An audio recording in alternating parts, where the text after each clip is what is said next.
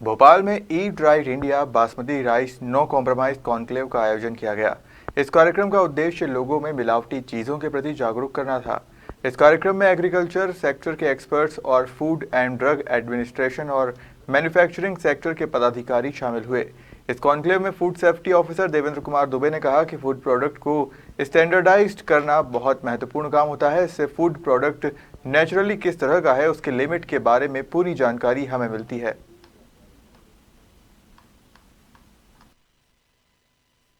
Basically, from an industry perspective, we say best quality of food is produced by best quality ingredient. तो ये जो पहल है FSSAI का बासमती को ओरिजिनल बासमती को आइडेंटिफाई करने का, ये इंडस्ट्री को बहुत हेल्प करेगा। और हमें अभी तक सैम्पलिंग करनी पड़ती थी 5-6 वैरायटी के बासमती राइस मंगाना और उनमें से बेस्ट छांटना अब शायद आसान हो जाएगा। और क्योंकि हमें एक ब्रांडेड प्रोडक्ट मिलेगा, साइंटिफिकली प्रूवन प्रोडक्ट मिलेगा। तो thank you FSSAI for doing this. और मेरी अपेक्षा है कि ये और भी बहुत सारे जो फूड इंग्रेडिएंट है उनके साथ भी ऐसा पहल किया जाए। मध्य प्रदेश को नहीं, पूरे भारत को और इवन इंटरनेशनल यूजर्स को बेनिफिट होगा इसका, क्योंकि एक आप स्टैंडर्ड प्रोडक्ट शेल्फ से उठा सकेंगे बिना किसी डाउट का, क्योंकि देयर इज ऑलरेडी एक आइडेंटिफिकेशन है। तो it will benefit us all. मेरा नाम अनूप गुप्ता है, मैं ताज होटल का एग्जीक्यूटिव शेफ हूँ।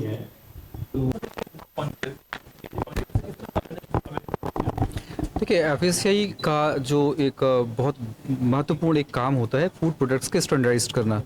स्टैंडर्डाइज्ड करने से ये होता है कि वो फूड प्रोडक्ट नेचुरली किस तरह का है, उसको उसके लिमिट्स वगैरह के बारे में पूरी जानकारी मिलती है, उसमें किस किस तरह की चीज़ें होती हैं। और स्टैंडर्डाइज करने से ये होता है कि उसमें जो आम तौर पे कहा जाता है अपमिश्रण करना, मिलावट करना, उस मिलावट करने की जो एक गलत प्रक्रिया है उस सबसे रोक लग सकती है, क्योंकि आप सही को भी पहचान सकते हैं और आप गलत को भी पहचान सकते हैं। आपके पास क्वालिटी कंट्रोल टीम रहती है, लेकिन आम आदमी किस तरह पहचान कर पाएगा? देखिए, हर एक चीज़ को आम आदमी पहचान पाए ये संभव बिल्कुल नहीं है। बहुत सारी ऐसी चीज़ें होती है जिसका जब तक आप उसको, जैसे आप तेल देखते हैं, ऑयल में अगर एक ऑयल में जैसे सोयाबीन ऑयल में अगर पाम ऑयल को मिला दिया जाए तो आपको देखने में बिल्कुल वैसे ही दिखाई देगा। उसको पहचानना एक साइंटिफिक प्रोसेस है, उसको मशीनरीज़ की ज़रूरत पड़ती है। इसीलिए FSSAI ने बहुत सारी फैसिलिटीज़ डेवलप की हैं। मध्य प्रदेश में अभी एक लेबोरेटरी है, बहुत जल्दी अगले साल तक 4 लेबोरेटरीज़ हो जाएंगी, यानी 4 गुना फैसिलिटीज़ हमारे पास होंगी। ये केवल यहाँ की बात नहीं है, उसके साथ साथ बहुत सारी प्राइवेट लेबोरेटरीज़ खुली हैं। कम से कम 15 ऐसी प्राइवेट लेबोरेटरीज़ हैं जो 2010 से लेकर अभी तक खुली है। यानी टेस्टिंग फैसिलिटीज़ केवल गवर्नमेंट सेक्टर में नहीं, प्राइवेट सेक्टर में भी बहुत तेज़ी से बढ़ रही हैं। उनको हम यूज़ कर सकते हैं।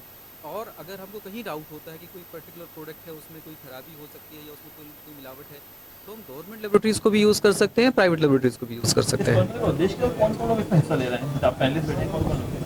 एग्रीकल्चर सेक्टर के बहुत सारे जो एक्सपर्ट्स हैं वो उसमें हैं। नो डाउट FSSAI ने क्योंकि इसको इंट्रोड्यूस किया हुआ है और वो एक तरह से हमारी गाइड करने वाली बॉडी है, इसलिए फूड एंड ड्रग्स एडमिनिस्ट्रेशन से हम यहाँ पर हैं।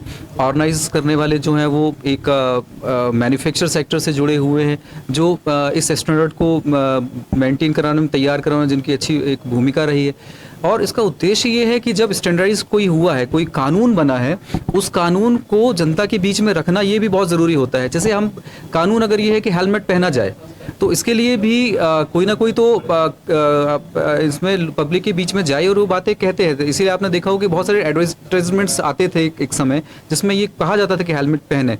तो ये गवर्नमेंट डिपार्टमेंट्स का भी एक तरह से उनको ये करना चाहिए कि अगर कोई कानून बना है तो केवल किताबों के पन्नों में ना रह जाए, बल्कि जनता के बीच में पहुंचे। साथ साथ इस सेक्टर में जो काम कर रहे हैं, जो स्टेक होल्डर्स हैं, उनका भी ये जिम्मेदारी है कि वो पब्लिक के बीच में सारी चीज़ों को पहुंचाएं। इसलिए ये ओवरऑल एक एफर्ट है।